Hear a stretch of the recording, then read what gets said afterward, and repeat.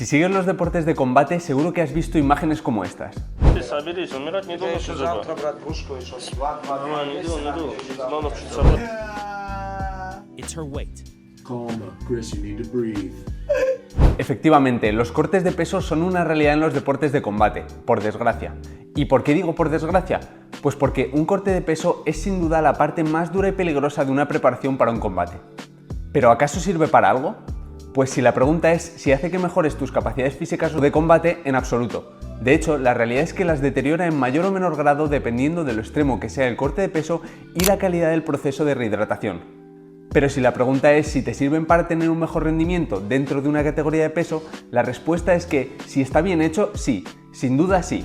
Y es que salir a pelear 8 kilos por encima del peso estipulado para tu categoría frente a un contrincante que hipotéticamente no ha pasado por ese proceso es una ventaja que supera con creces al deterioro del rendimiento que vas a sufrir por esa deshidratación remanente tras el proceso de rehidratación que puede ser de hasta 38 horas después de haber pasado por la báscula. Pero ahora vamos a ver los perjuicios y riesgos que conlleva pasar por un corte de peso extremo. A nivel físico sabes que vas a tener que estar en un importante déficit calórico, lo cual no es óptimo para el rendimiento en ningún deporte.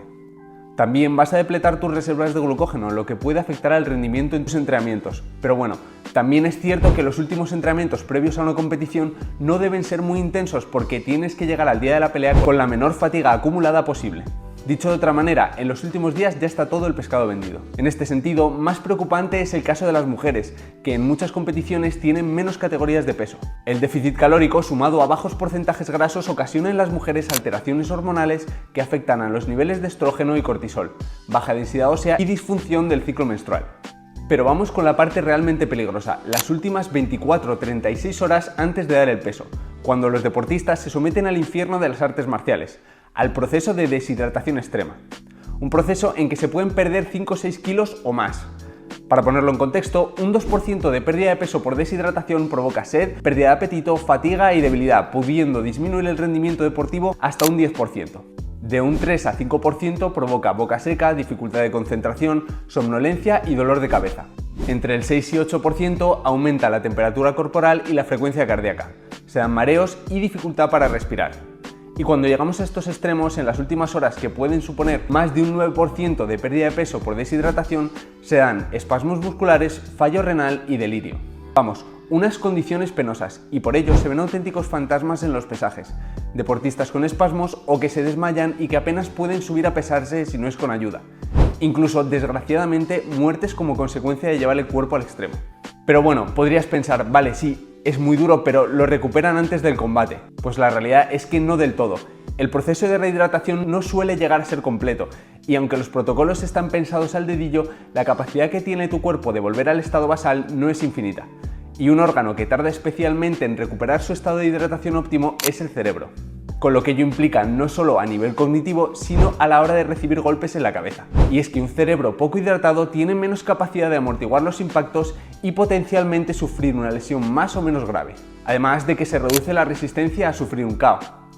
Esto es especialmente notorio dadas las estadísticas de daño cerebral en categorías de peso inferiores donde los cortes de peso suelen ser relativamente más intensos porque las diferencias en estas categorías son más notables y la deshidratación es más exagerada que en categorías superiores. Por otro lado, tenemos la cuestión psicológica. ¿Cómo afectan los cortes de peso a los deportistas a nivel mental? Todo empieza antes del proceso de deshidratación. Imagina que tienes un examen importante o una entrevista de trabajo tras un proceso de selección muy duro. Lo que te va a ocurrir es que te vas a poner nervioso y vas a generar mucho estrés anticipatorio. Pues ahora piensa el estrés que tiene una persona que sabe que va a tener que pasar por ese proceso. Es algo a tener en cuenta. Por otro lado, la restricción radical de ciertos alimentos y los cambios bruscos de peso pueden generar trastornos de la conducta alimentaria y distorsión de la imagen corporal, entre otros problemas psicológicos. Ahora me gustaría que te planteases algunas cuestiones. Es un hecho que el deporte de alto nivel no es práctica deportiva orientada a la salud, pero conociendo esta premisa, ¿no sería más adecuado intentar que fuese lo menos dañino posible? ¿De verdad tiene sentido ver en la categoría de menos 66 kilos a atletas que pesan 75 kilos en el octógono? Quizá pienses, bueno, se ganan la vida con ello, es su trabajo. Los top de la élite sí, pero más abajo en las divisiones tal vez no lleguen. Las preparaciones, los viajes, la alimentación y todos los gastos son muy costosos. Y luego está otra parte que no se suele pensar, y es que todos los peleadores que pierden también pasan por ese proceso. Y el tema es, las categorías de peso están pensadas para igualar las condiciones del combate, pero dependiendo de cómo responda un cuerpo u otro a los procesos de deshidratación y rehidratación, hay peleadores que salen al octógono pesando hasta 3 kilos más que su contrincante. Entonces ya te has cargado esa igualdad de condiciones. ¿No tendría más sentido pesar a los peleadores antes de subir al octógono? Me gustaría que me escribieses en comentarios lo que piensas al respecto.